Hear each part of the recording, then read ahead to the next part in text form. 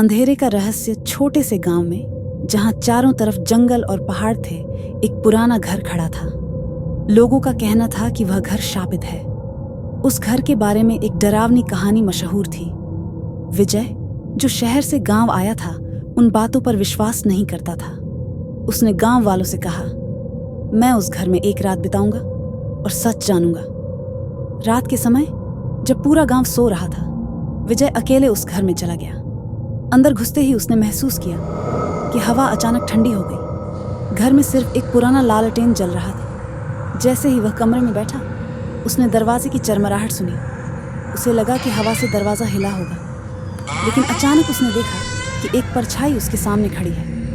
वह परछाई धीरे धीरे उसकी तरफ बढ़ने लगी। विजय ने साहस जुटाकर पूछा, कौन हो तुम?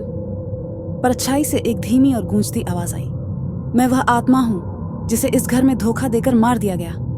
तुम यहां क्यों आए हो? डर के मारे विजय का चेहरा पीला हो गया। उसने आत्मा से कहा, मैं सच जानने आया था। आत्मा हंसने लगी, लेकिन उसकी हंसी डरावनी थी।